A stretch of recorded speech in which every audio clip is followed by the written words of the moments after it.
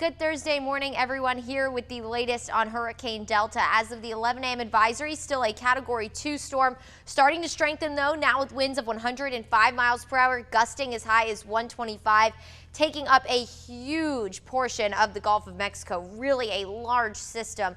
It's moving off to the northwest at 14 miles per hour, so it is starting to slow down a little bit, and it is expected to re-strengthen as it makes its way closer to the Gulf Coast to a Category 3 storm by sometime tomorrow morning, and then it will make landfall sometime Friday afternoon or evening along the Gulf Coast, somewhere between Texas and Louisiana.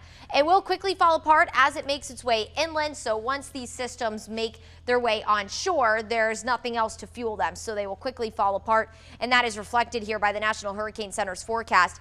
It will become a tropical depression by Saturday evening, and then eventually really lose just about all organization as it makes its way closer to central Georgia. Good news also is that the cone has consistently shifted west, so that means our impacts here are looking even more minimal as we head through all of these advisories that have been coming out. So our impacts from this system look slim to none, but we could get some rain and very gusty wind, maybe a brief severe threat. We could maybe have an isolated severe storm as we head into Saturday evening, but not going to rule that out just yet. That's a very, very, very low end threat for us, but I'm not completely sold to take that away just yet. Now let's time it all out. So by sometime Friday, this is 11 o'clock, the storm will be making a landfall somewhere between Texas and Louisiana, bringing severe weather to parts of Louisiana and Mississippi throughout the morning on Saturday.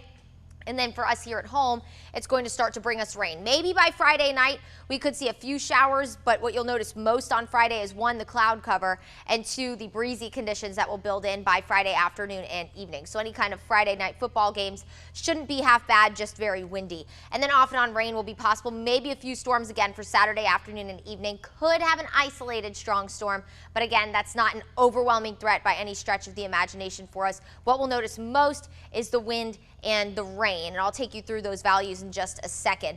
As we head through Saturday afternoon, again, both models are agreeing that we are going to have a good bit of rain. Sunday, we'll get the last bit of this system to roll through on Sunday morning. Now, Sunday morning, we could have a rumble of thunder as well, and then some wraparound moisture will linger in the forecast Sunday afternoon into the evening. We'll still be breezy, and then we'll be said and done with Delta as we head into the start of the work week, leaving us with a really nice forecast for the rest of the, or at least the start of next work week.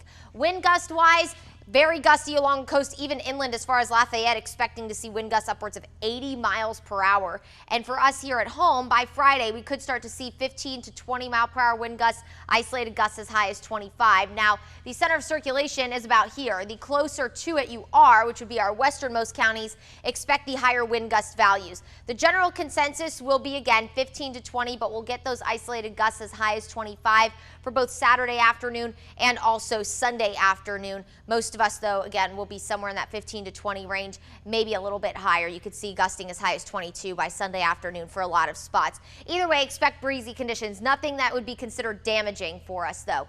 Rain, we're not going to see any kind of flooding situation, which is great news. We'll maybe see about 4/10 of an inch to maybe upwards of an inch with locally heavy amounts possible. So flooding is not of a huge concern either. Our impacts, again, thankfully remaining very minimal. We'll continue to monitor for maybe that isolated strong storm potential as we head into Saturday evening, but that is even looking increasingly unlikely. And we'll keep you updated, of course, on air and online at 13WMAZ.com.